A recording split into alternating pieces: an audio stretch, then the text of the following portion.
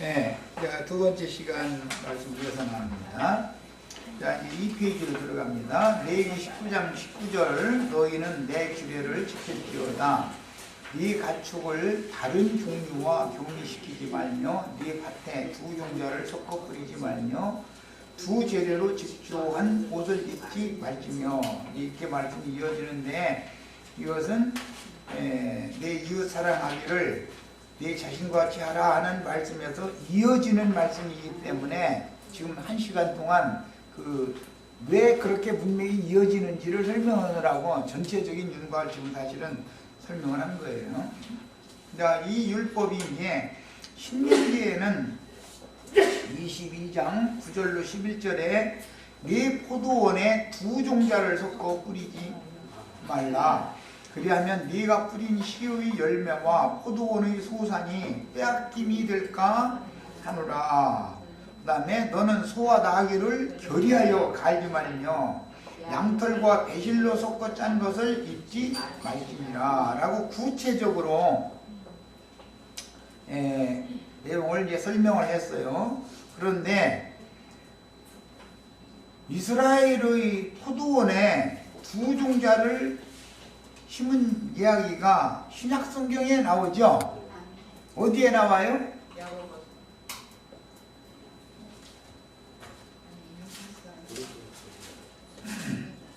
성경들을 많이 읽으셔야 돼. 그래서 누가복음 13장 읽겠습니다.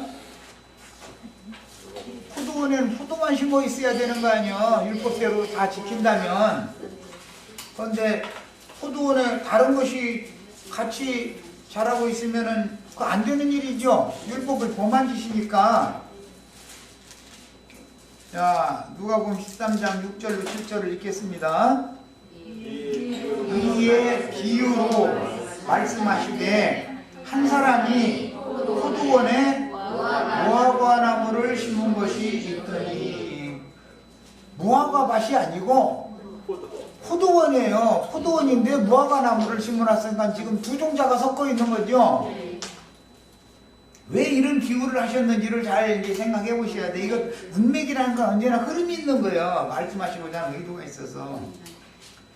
와서 그 열매를 구하였으나 얻지 못한지라 포도원 지기에게 이르되 내가 3년을 와서 이 무화과 나무에서 열매를 구하되 얻지 못하니 찍어버리라. 어찌 땅만 버리겠느냐, 버리게 하겠느냐.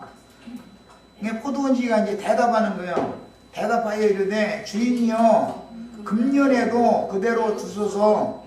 내가 두루 파고 거름을 들이니 이후에 만일 열매가 열면 좋거니원냐. 그렇지 않으면 찍어버리소서 하였다 하시니라. 이렇게 인용이 됐어요.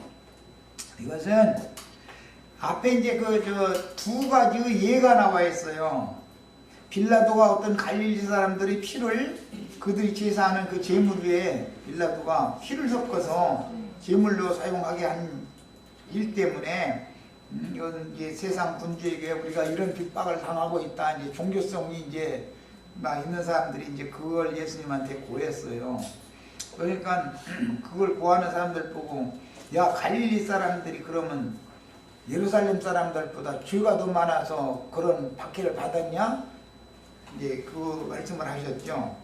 그 다음에 또 실로암에 망대 공사를 하는데 그 망대가 공사하다가 요즘에 우리나라도 이제 그런 일이 참 많더만. 큰 대형 그 크레인이 그냥 넘어지고 이런 일이 많더만. 무너져 사람이 18사람이 이제 치여서 죽었다는 거예요. 그러니까 예수님이 예루살렘에 거하는 사람들이 실로암 사람들보다 더 위로워서 실로암 사람들은 저주받고 너희는 지금 아무 일 없는 걸로 알고 있냐? 이제 이 말씀을 하신 다음에 비유로 이 말씀 하신 거예요.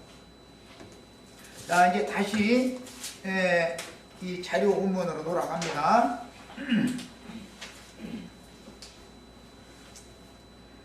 가축을 다른 종류와 교미시켜서 변이종을 낳게 하는 경우는 하나님의 창조 질서를 무너뜨리는 짓으로서 본디 하나님은 모든 생물을 그 종류대로 창조하셨기 때문에 하나님의 창조가 아닌 다른 종류의 돌연변이 생물들이 나타나면 자연의 질서가 파괴되고 창조주의 권위가 무너지며 네피림의 후손 아낙 자손인 블레셋 족속의 골리앗과 같은 대적자들이 득세하여 악이 세상에 만연하게 되기 때문에 하나님은 이런 돌연변이가 나타나는 두 종자를 교미를 시키거나 두 가지 종류의 과목을 이렇게 접목을 시키는 것은 더 좋은 우수한 품종을 만들기 위해서 사람들이 하겠죠. 그런데 육의 세상에서 우수한 품종이 나오는 건 하나님의 창조 질서의 위반이다 그 말이에요 지금. 예.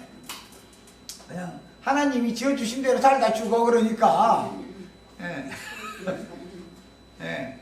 그런데 사람들이 욕심에 더 우수한 품종을 사람들이 만들려고 그렇게 그 생명을 혼합시킨 거 아니야. 이제 돌연변이를 나오게 했는데 신약 말씀에 보면 율법에는 포도원에 두 종자를 섞어서 뿌리지 말아라 라고 되어 있음에도 불구하고 신약 성경이 예수님이 유대교인들의 신앙생활을 하는 데 오셔서 자기 백성, 자기 동족, 자기 백성들을 먼저 구원하러 오셔서 보니까 두 종자를 섞어서 씨를 심은 포도원이 무화과밭도 아니고 포도밭도 아니고 이게 두 가지가 섞여 있더라는 거잖아요.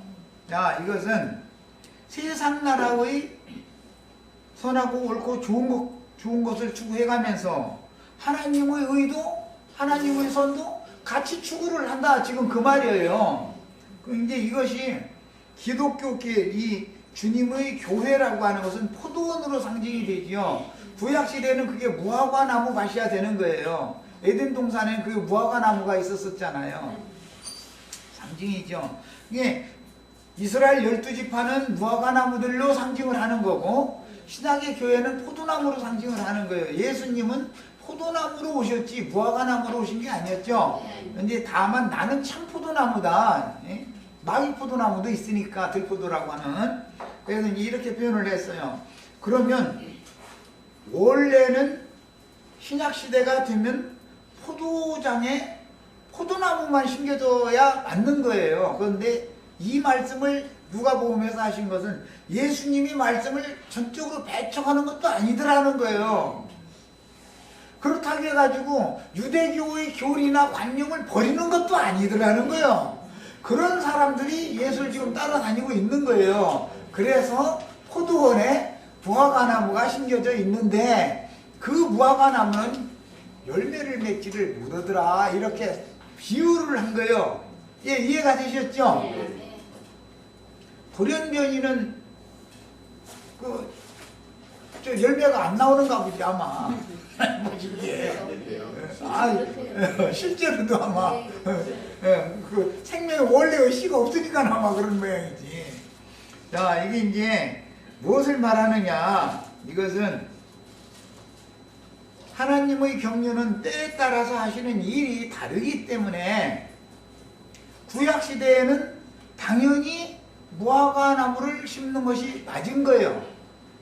그런데 그 무화과 나무가 심어져 있는 밭은 신약시대가 되어지면 다 작벌을 해버리고 불살라버리고 포도나무로 싹 바꿔야 우리 김자매님네 댁에는 과수는 하니까 과수 이거 수익이 안 나온다 하면은 과수를 싹 바꿔야 되는 것과 같은 이치인 거예요. 그래서 경륜에 따라서 때에 따라서 하시는 일이 다름에도 불구하고 이미 고전적인 것에 익숙한 사람들은 새 시대를 안 받아들일 수도 없고 받아들이자니 반만 받아들이고 저쪽의 것도 좋은 것은 갖다가 여기다 접목을 해서 더 좋지 않냐? 그런데 더 좋은 게 아니다 이게. 그게 우성 종류가 나오는 것은 하나님의 뜻이 아니다 이거요.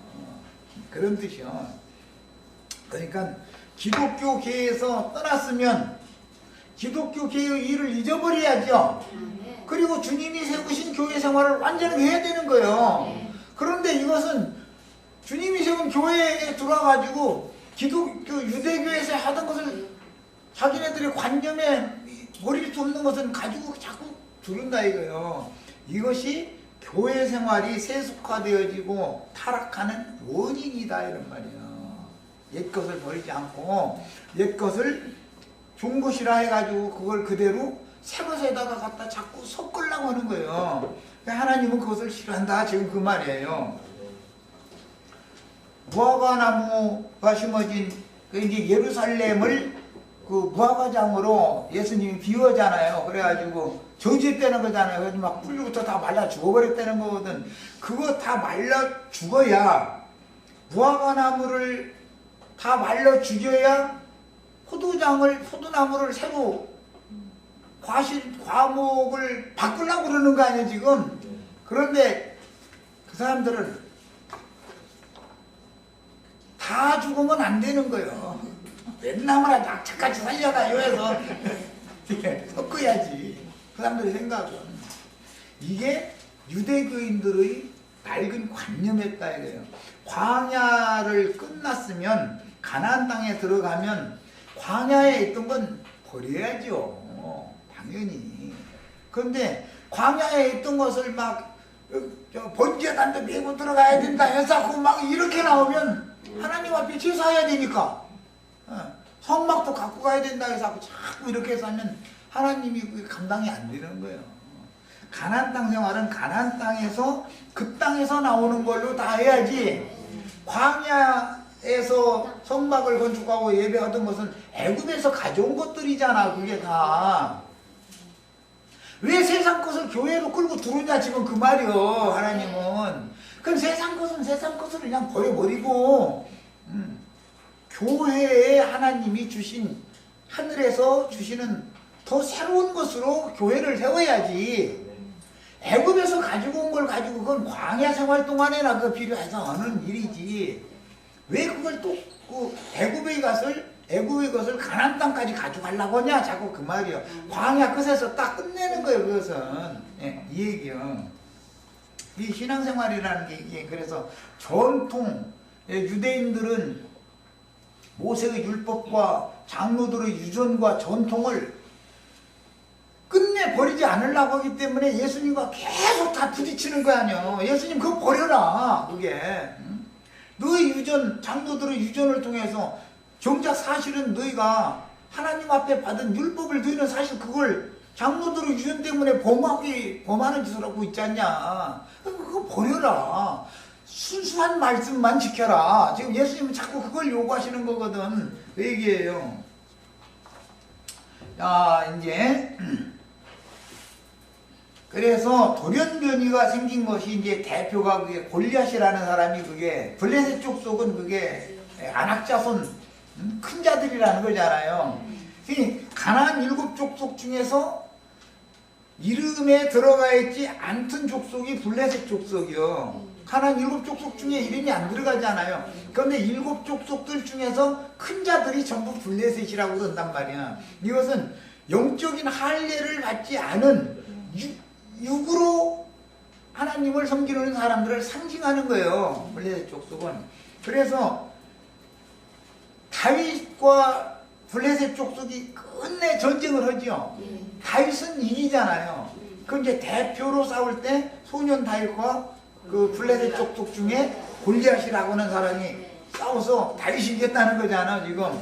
예, 이렇게 우리 형제 자매님들이 교회를 세울 때도 우리 형제 자매님들은 소년 다윗이 다 되셔가지고 물맷돌을 잘 던지는 연습을 평상시 많이 잘 해줘야 돼. 그래가지고 아무리 골리앗이라도 물맷돌 딱 던지면은 이마 정중하게 가서 딱 맞는데 하는 거. 그래가지고서 쓰러뜨려야 돼. 그건 무슨 뜻이요? 유대교의 전통과 관념이 인맞은 이게 이마가 이게 인쳐져 있는 거 이게 깨져야 된다는 거예요. 그것이 다윗이 골리앗을 죽이는 얘기단 말이에요. 그게. 유대교의 저 신부님이나 목사님들 그 잊혀졌잖아. 이 기독교 그 조직신학 사상이. 이게 사실은 짐승인이거든. 그걸 가지고 물맷돌 딱 던져서 하면 딱 깨진다는 거예요, 머리가. 자, 그러므로 하나님의 형상으로 지으신 사람은 사람과만 연합하여 사람의 생명을 생산하여 생명의 대를 이어야 하는데, 이런 문제 때문에 유대인들은 자기 동족을 통해서, 딸이 시집을 가면 자기 집합 사람을 통해서 대를 잇죠. 만약에 아들도 없고 딸도 없고 다 죽어버렸어. 그 시어머니만 살았어. 그러면은 아들이, 시어머니마저 이제 시집가서 뭐 애 날 소망이 없어. 그러면 며느리, 아들의 아내를 이방인이라도 자기 동족과 혼인을 시켜가지고 그 후사를 잇게 하는 거예요. 이것이 유대인들의 기본 사상이에요, 이게. 그러니까 이 종자를 절대 안 바꾸는 거예요. 유대인들은 세상 나라에서도 저 결혼을 해보면 이상하게 종자를 못 바꾼다고. 그거 참 신기한 일이 아니요. 씨는 못 숨긴다 그러잖아, 아주. 엉뚱한 집안 아내를 얻어서 자식을 낳는데 그 아버지의 그 어떤 것을 꼭 타고나잖아. 이거 보면 그렇지. 진짜 신기하죠. 이 생명의 이치가. 근데 그런 걸 알기 때문에 이제 뭐 자식이 뭐 잘하고 뭐 상타고 그런 것은 다 나 닮아서 그러고 엄마는 꼭 그래. 뭐 발톱 뿌리고 못돼 그러면 아이고 씨는 못 속여 시애비 하는데 이러고 막 이러고 그러죠. 그러므로 하나님의 형상으로 지으신 사람은 반드시 사람은 하나님의 종류이기 때문에 하나님의 사람 예수님과만 연합을 해야 된다 이거예요. 그런데 짐승의 생명을 받은, 짐승의 마음을 받은 목사님과 연합을 하면 돌연변이가 나온다 이거예요. 돌연변이가. 종자는 더 좋게 보이는데 그것은 안 되는 것이라는 거예요. 하나님 볼 때. 하나님의 창조 질서가 위반되는 것이죠. 그 말이에요. 하나님의 형상이신 그리스도의 형상으로 만들어진 사람들은 장자들의 교회를 통해서 신부성에 들어가지만, 짐승의 형상으로 만들어진, 이게 이제 다 큰 자들이죠. 이런 사람들은, 그래서 성도, 이 사람들은 거룩한 성에 들어가는 게 아니라 꼭 큰 성에 들어가. 하여튼 큰 거 좋아하는 사람들은 모든 게 다 크더만 보면. 큰 성 바벨론을 통해서 짐승의 이름이라 그 이름의 표시를 받고 다시는 쉼이 없는 영영한 불못에 던져지는데, 이것이 이마에 인이 쳐져 있기 때문에 그런 것이다. 인이 한번 사람이 뭔가 인백이면 그거 뽑아낸다는 게 쉽지 않다는 거잖아요. 자, 영적으로는 한 밭에 두 종류의 씨를 뿌린다면 알곡과 가라지가 함께 자라게 되며 노아의 때와 같이 돌연변이 들인 네피림의 후손들 곧 가나안 땅의 안악자손들이 생산되어 그 땅을 온통 더럽히고 극도로 하나님을 대적하는 악행이 만연되어 하나님의 심판을 불러들이게 되는 것이다. 두 종자가 한 밭에서 자라되 곡식은 기운이 막혀 결실치 못하고 오히려 가라지가 더 힘이 있죠. 그러니까 곡식은 자꾸 사람이 돌봐줘야 되는데 이 잡초는 사람이 돌봐주지 않아도 저절로 그렇게 더 잘 자라는 거예요. 그게 열성이 아니라 오성인 것이죠. 그러니까 말하자면은 이 잡것들이 저 잡초들은 곡식을 거름을 주면 지가 다 빨아먹어버리고, 잡초는 잘 자라는데 곡식은 잡초에게 치여가지고 그게 결실 잘 못하게 되잖아요. 그러니까 하나님은 정상적인 생명은 약한 생명으로 창조를 해놓으셨지, 자기 스스로 뭔가를 이루고 뭔가가 되고 하는 그런 강한 생명으로 지어놓은 게 아니라 이거예요. 그런데 마귀는 사람보다 오히려 강해. 마귀가 더 강하죠. 그러나 마귀보다 사실은 하나님이 더 강하시지만 하나님은 약한 것을 통해서 강함을 나타내는 일을 하시기 때문에 사람을 약하게 해놓고 가장 강하신 하나님이 사람과 연합을 맺어서 정상적인 그 생명의 계보를 잇게 하는 것이 하나님의 뜻이요. 그런데 사람들은 소원하는 것이 자기보다 더 강한 1차적으로 육신이 눈에 보이고 만져지는 게 이 세상신 마귀가 자기보다 더 강해 보이니까 그것과 연합하기를 자꾸 원하지요. 사람들은 이런 이것이 다 사실은 하나님의 나라의 법에는 폐단이 되는 거다 그런 말이에요. 자, 두 종자가 한 밭에서 자라되 곡식은 기운이 막혀 결실지 못하고 가라지만 세력을 떨치고 있는 오늘날의 세상 나라도 다 그렇고, 그 다음에 특히 교계가 가라지들이 득세하지요. 진리의 신앙을 가진 자들은 다 약한 자들이기 때문에, 큰 자가 아니고 적은 자들이기 때문에 그 사람들은 그들에게 늘 당하게 돼 있다 이거예요.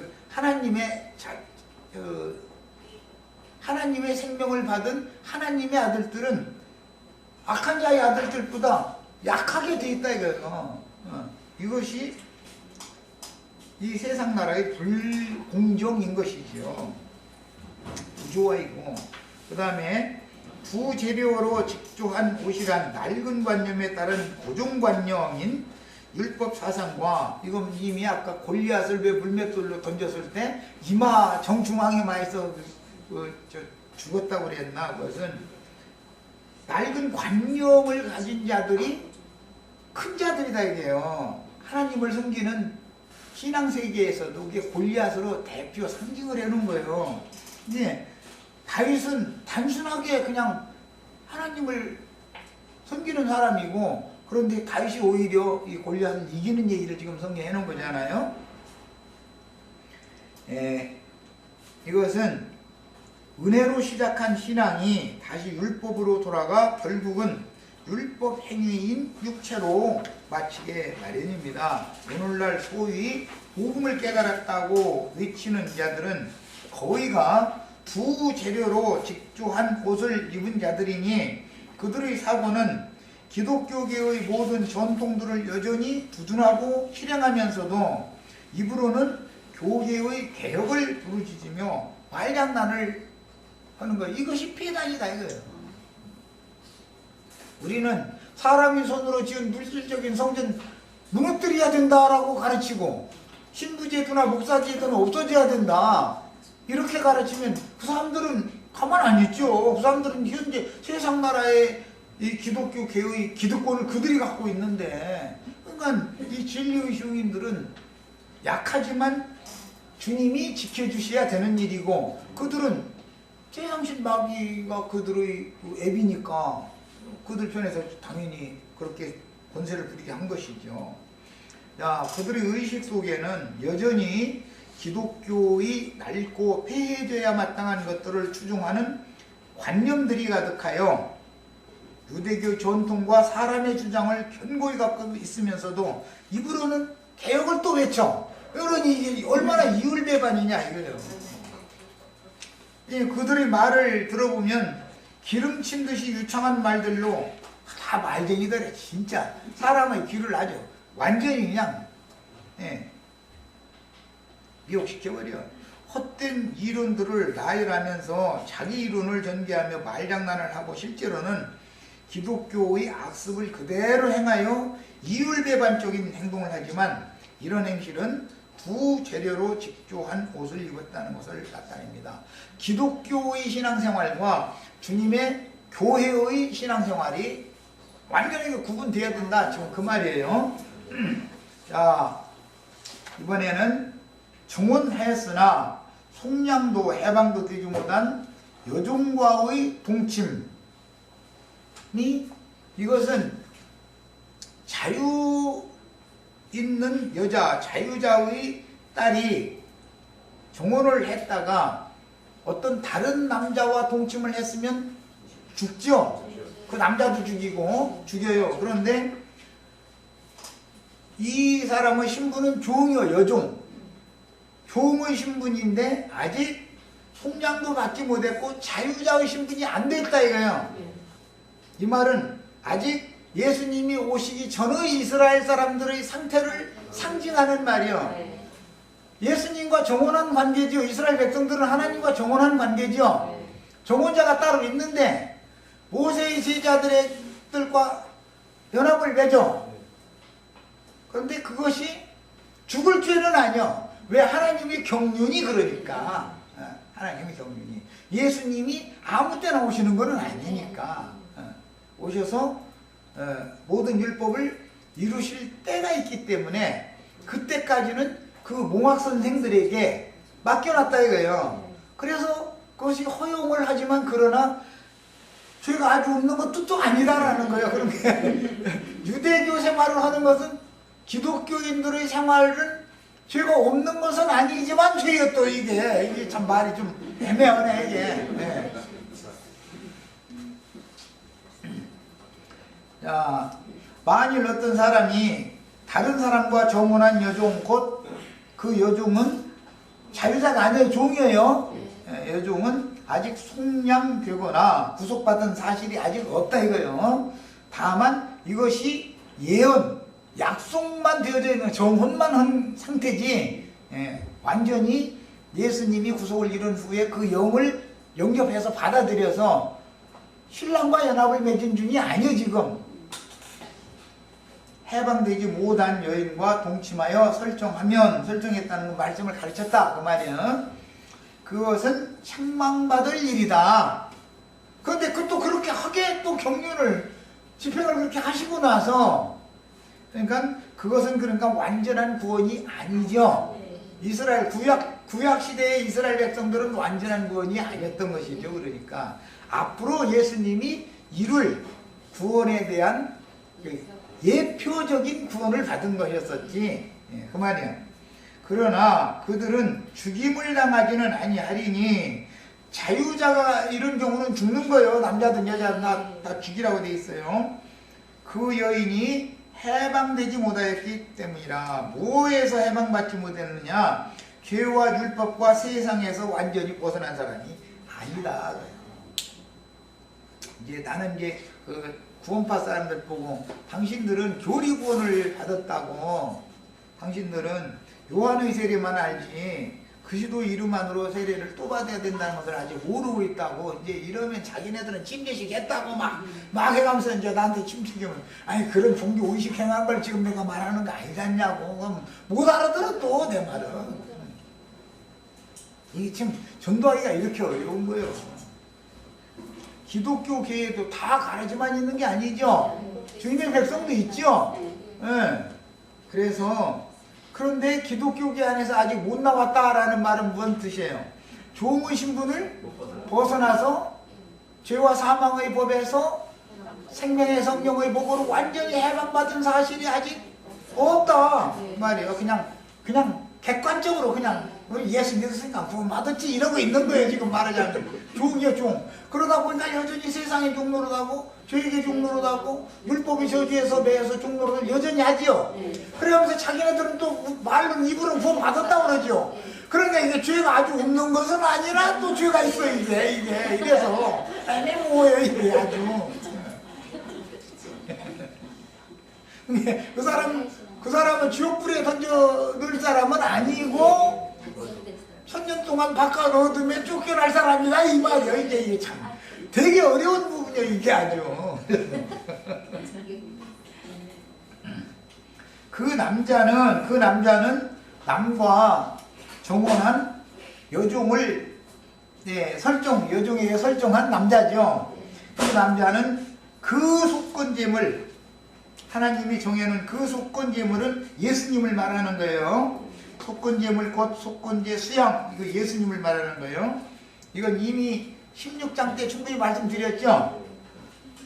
회막문 여호와께로 끌고 올 것이요 제사장은 그가 범한 죄를 위하여 그 속건제의 수양으로 여호와 앞에 속죄할 것이요 그리하면 그가 범한 죄를 사함을 받으리라. 그게 여자도 사함 받을 수 있고 남자도 사함 받을 수 있어. 그런데 여기서는 제사를 드리는 건 남자가 제사를 이제 해야 되는 것으로 이렇게 됐어요. 자, 이걸 좀 더 쉽게 풀이를 한 성경을 인용을 해서 보겠습니다. 이 성경은 표준 세번역 성경인데 이 번역을 봅니다.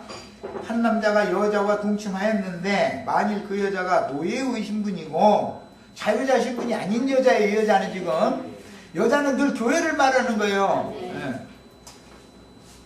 다른 남자에게 가기로 되어 있는 여자이고 이 다른 남자는 예수님이에요. 모든 믿는 이들은 예수님과 정혼한 사이죠. 우리도 지금 약혼을 한 상태죠. 그런 상태 67구 이생에 살아서 신앙생활을 하는 모든 신자들은 예수님과 정혼한 관계예요. 그런데 정혼자에게 시집가기 전에 다른 남자와 연합을 맺어서 다른 남자가 설정을 했다는 거예요. 그것은 율법 교훈을 가르쳤다 그 말이에요. 다른 교훈을 실제로는 그 율법 말씀을 하나님이 주신 말씀이니까 거룩한 말씀이죠. 그런데 이 사람이 자기를 부인하고 회개하고 복음을 받아서 죄와 사망의 법에서 해방받은 사람이 아니다 이거예요. 자기 부인을 모르는 사람은 여종, 이제 몸종이라고 그러죠. 몸종. 육체라는 건 종으로 상징한다 이거예요. 사례의 여종은 함족 속 여자 하갈이었죠. 야곱도 레아와 라헬의 두 여종을 취했었죠. 이런 것을 염두에 두는 말이에요. 지금 이게 율법이라는 것이. 그러니까 기독교계에 속한 큰 성 바벨론에 있는 주님의 백성들은 지금 자유자다, 종신분이다. 종신분이다, 이게 종신분. 그래서 기독교계에 하나님의 거룩한 말씀을 맡은 몽학 선생님들을 그들에게 붙여가지고 그들을 가르치게 만드는 거예요. 그럼 그것이 하나님이 시킨 일이니까 그게 죽을 죄를 저지르는 것은 아니지만 경륜적으로 보면 또 그게 죄가 된다 이거예요. 그게 책망받을 일이요. 그러니까 예배당 다니는 목사님들은 속건제를 드려야 구원받죠. 그런데 당신들이 속건제 드려야 됩니다. 당신들이 문제입니다. 그랬다가는 우리가 지금 주의 종을 하나님의 종인데 감히 거룩한 기름 부음 받은 종한테 뭔 소리냐고 이렇게 나오니까 이게 문제가 되는 것이죠. 또 그들이 그런 왔다리 갔다리 하는 그런 가르침을 주면은 믿는 신자들이라도 똑똑해가지고 나는 이런 가르침 그만 받겠다고, 나는 나의 정혼자한테 가서 말씀을 그분의 시를 받을 거라고 이러고 자기를, 그때는 봉안샘이 돼야 되는데 그때는 막 열어줘. 그 예수님이 오셔서 이제 그만 열었다고 그러면 아이 그러고 막 한없이 닫아, 아주 철문같이 닫아놓고 안에다가 막 자물쇠도 얼마나 큰 것 같아 채워놔가지고는 그 예수님 어떻게 할 방법이 있는 거야 이게. 아주 참 사람 답답해. 아주 우리 전도하다 보면 이런 일을 비일비재하게 만나볼 수 있죠. 사형은 당하지 않는 것은 그 두 사람은 벌을 받기는 하지만 사형을 당하지 않는다. 이것은 영영한 불못에 들어가지는 않고 바깥 어둠에 쫓겨나는 거예요. 왜? 유대인들은 이방인의 때가 끝날 때까지, 이스라엘 12지파는 이방인의 수가 채워질 때까지 바깥 어둠에 쫓겨나는 것이고, 이방인의 때 동안에 어린아이 신앙생활로 이런 종의 신분을 벗어나지 못한 하나님의 백성들은 천년이 끝날 때까지 바깥 어둠에 쫓겨나는 거예요. 완전히 형벌을 받는 건 아니에요. 아주 저주함에 가까운 형벌만 받는 거예요. 자, 그 다음에 그 여자와 동침한 그 남자는 회막옥이라는 게 주님의 교회를 상징하는 거예요. 주 앞으로 속건제물을 가져와야 한다. 이때의 속건제물은 순양이어야 한다. 이 속건제물은 이미 예수님이 모든 제물은 예수님을 말하는 거예요. 제사장이, 그러니까 예수님의 구속을 확실하게 믿음으로 자기 것으로 취한 상태가 아니다라는 말이죠. 비상적인 교리만 알고 있는 것이지, 요한의 세례만 받았지 예수의 이름으로 세례를 또 받아야 되는 세례는 모르고 있는 사람들이죠. 받지 않은 상태니까 지금 그거의 상징이요. 제사장이 그 수양을 속건제물로 바쳐 그 남자가 저지른 죄를, 지금 예배당에 가라지가 아닌 참 좋은 목사님들이 많이 있죠. 완전한 가라지들만 있는 게 아니죠. 열심히 하려고 하는 목사님들이 많은데 그들의 조직 체계를 벗어나지 않았기 때문에 한계를 벗어날 수가 없어. 그게 아무리 계획을 하려고 해도 그 체계가 그렇기 때문에 이게 문제인 거죠 이제. 그래서 그 남자는 자기가 지은 죄를 용서받게 된다 그랬어요.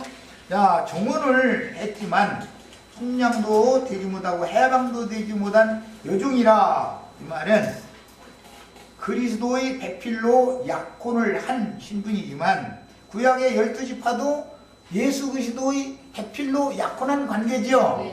네, 세상 사람들이 아니에요. 그들이 다 신약의 교회 믿는 모든 믿는 이들은 다 예수님과 약혼한 관계죠. 그 신랑 기다리는 거 아니에요. 시집가려고.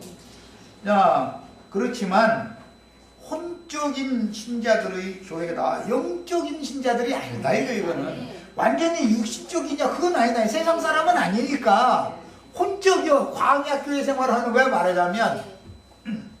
혼적인 신자들의 교회이며 그런데 거기에는 가라지가 섞여 있죠.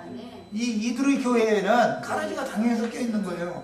그래서 결실을 못하는 거예요. 그래서 주술 때는 알고만 천국국간에 걷어가시기 때문에 그래서 바깥에 버려둠을 당하는 거예요. 그래서 결실을 못해. 이 가라지들과 같이 자라고 있으니까. 첫 아담의 혈통과 육정과 사람의 뜻을 중요시하는 율법교회에서 나왔지만 어린아이들의 교회로서 악한 자의 아들들인 가라지와는 지금 다른 사람들이다. 이 사람들은. 그런데 거름을 준다. 이제 계속 설교를 들으면 이제 거름을 받는 거죠. 설교를 들으면 가라지가 다 빨아먹어버리고 가라지가 더 자라. 그게 가라지한테 거름 주는 거예요. 사실은 알고 보면.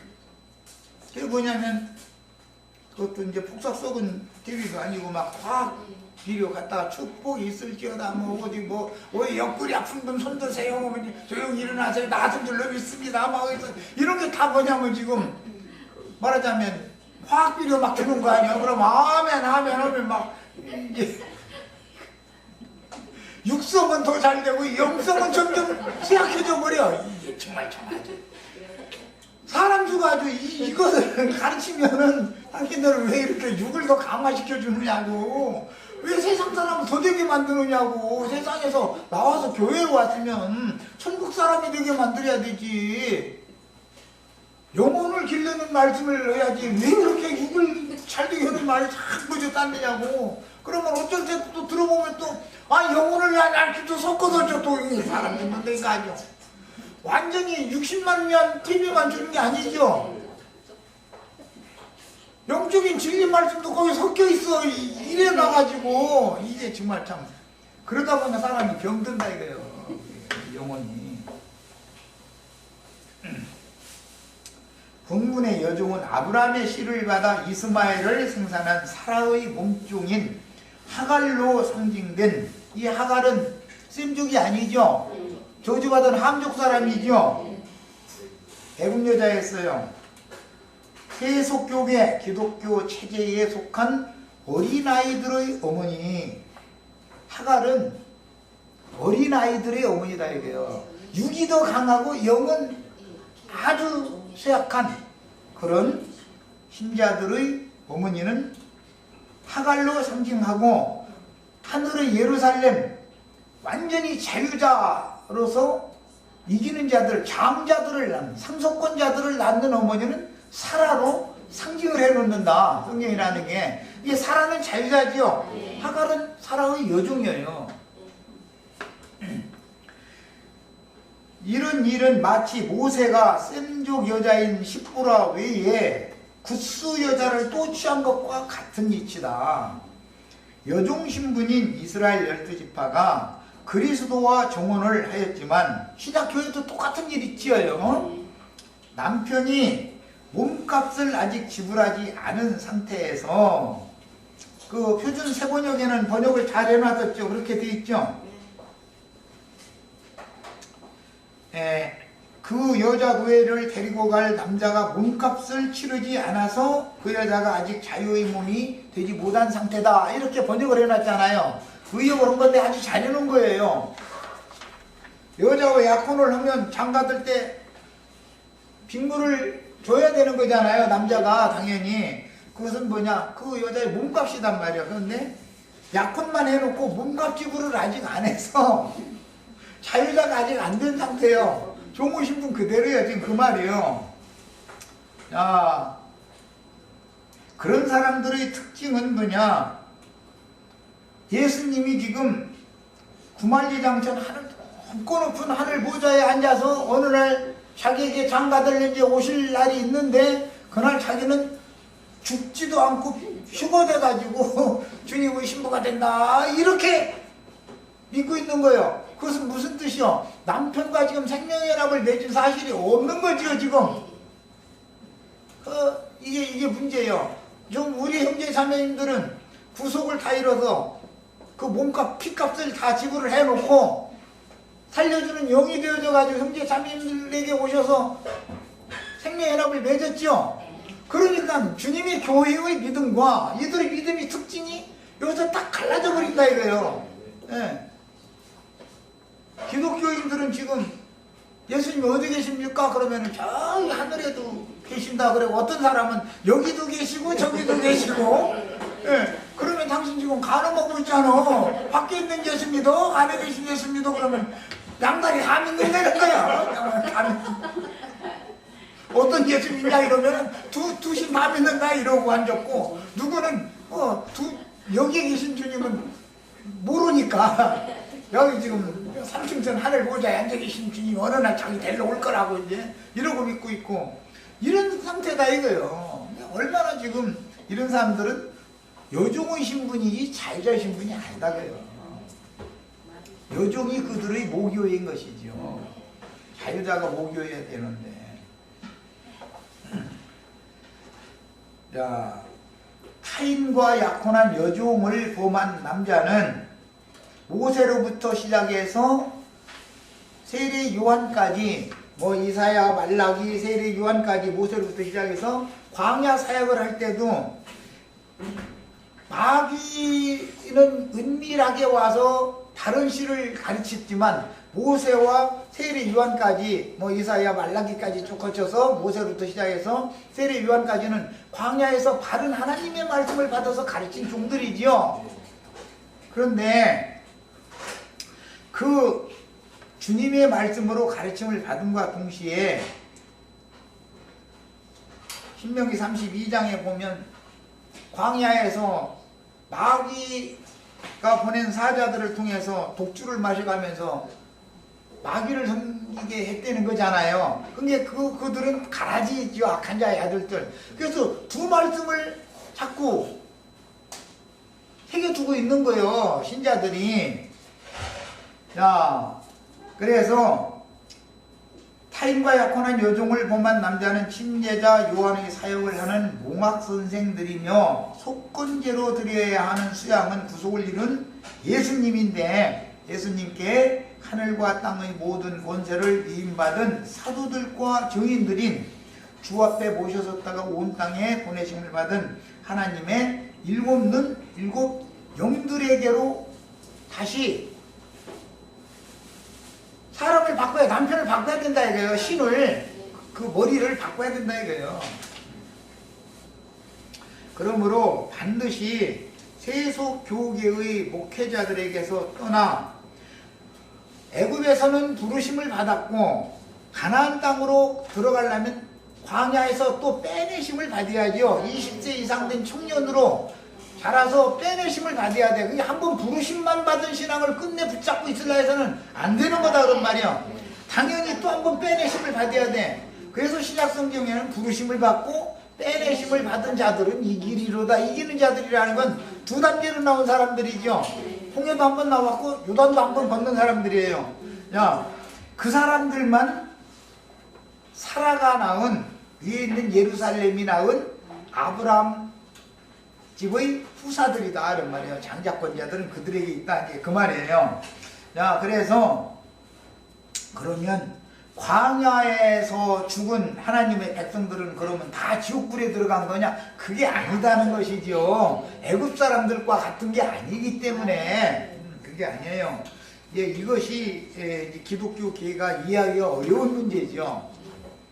자, 그들은 이제 신약에서는 주 예수의 날에 육체는 심판을 받지만 영은 주 예수의 날에 구원을 얻는다. 그래서 이것은 겨우 얻는 불 가운데서 겨우 구원을 얻는 구원이다. 이렇게 표현을 했어요. 그 사람들은 상을 받는 게 아니죠.